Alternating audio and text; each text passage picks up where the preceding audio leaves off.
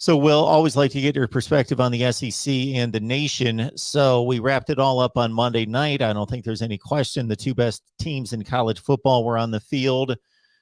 Just your take on that game, and as it wraps up the entire season, is there anything different about the landscape of college football outside of the NIL and all those things off the field, the transfer portal, but in regards to elite status, the power brokers, who owns this sport, anything different right now than what we thought maybe last summer? To see Kirby Smart get that victory, and I think it raises the question now, where do you put Kirby Smart on the list of coaches? You've got Kirby Smart, you've got Jimbo Fisher, you've got Mac Brown, you've got Dabo Sweeney, four guys who have national championships, and then there's that other guy, Nick Saban. Five coaches in college football who has a national championship, and I don't think you can downplay what Kirby Smart did, what he built. How he's built it. Georgia's there. Georgia's there with Alabama. They're going to just reload. To me, what you've seen happen this year is you saw Georgia and Alabama separate from the pack. Clemson couldn't continue to maintain that, and you saw that over the last several weeks now with transfers. They had a very small recruiting class. They lost obviously Brent Venables to Oklahoma and Tony Elliott to Virginia, so they lose their coordinators. There's a few other coaches.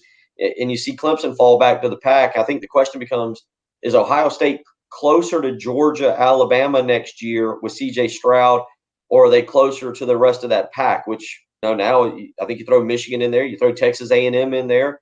Who else steps up to be part of that? What is Notre Dame going to look like with Marcus Freeman? I mean, you talk about the landscape of college football. My goodness, the financial aspect of it, what we saw in terms of Brian Kelly leaving Notre Dame for $10 million at LSU, Lincoln Riley taking the Southern Cal job and running away from Oklahoma.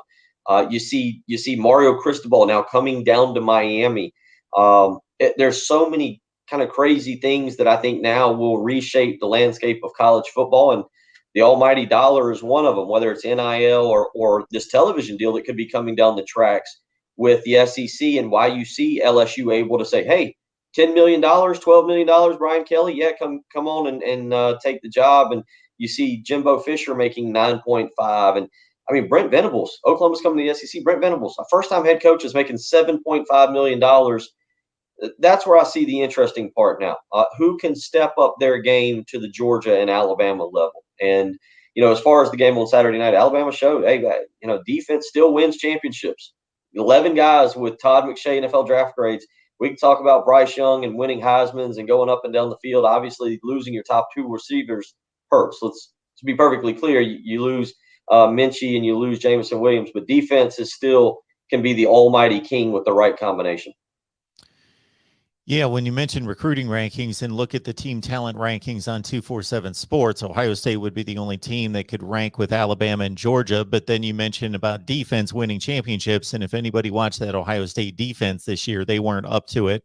And they would not have, I don't believe, been able to seriously challenge either one of those teams. So, yeah, I think you gave it a framework there that's right on the mark in regards to Clemson, Ohio State. Do they hang with the other two, or are they dropping back to a second tier? That's going to be an interesting call for 22. And then the unpredictability of the sport, because I always think of the sport as being too predictable because Alabama, Ohio State, Clemson have owned the sport, and then Georgia and Oklahoma have been right there for the last 7 or 8 years. But if you look at the rest of the sport, it's pretty unpredictable. We saw more than half the teams in the preseason top 25 not finish ranked and be replaced by other teams. And I've seen other metrics that show you that the landscape of the rest of the nation jumps up and down. Just take a program like a Michigan State going from 2-5 to 11-2 and ranked in the top 10 in the country, and Michigan coming from unranked to a playoff appearance. So, it's going to be fascinating, and this transfer portal will fuel it as well. Yeah, I mean, it does when you see Alabama have 7 guys enter the transfer portal on Tuesday. And, again, what is it? I'm drawing a blank on his name, but I think it was Drew Stewart, I believe. Is it Stewart is his last? Drew is his first name. I feel like it's Stewart.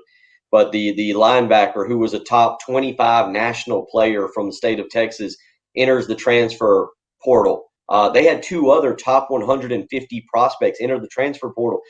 Those 3 prospects, and Drew would be a big-time prospect even at Alabama. I think he was the 3rd highest-rated prospect in the 2020 class, or maybe the 2019 class. But the bottom line is those guys are out there in the transfer portal now. And let's say if one decides to go back to California, one decides to go to, say, Georgia Tech, one is from Georgia, one's from California. Tommy Brown, the offensive lineman, is from California. But I just use those as examples. The parity, you're right. It's Georgia and it's Alabama right now.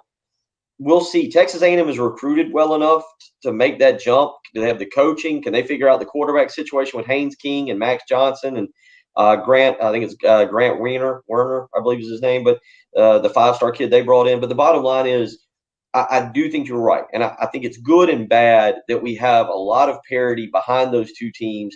It makes it a little bit more interesting to watch college football, but there's nobody that can sit here today and say, yeah, it's hard not to see Georgia and Alabama winning the East and the West, playing in the SEC championship, and really right now going back to the national championship game, given what we see. Ohio State's the only other team, I think, that you make a viable case for being able to contend and throw one of those 2 barreling trains off of the track. Yep, I think that pretty much sizes it up.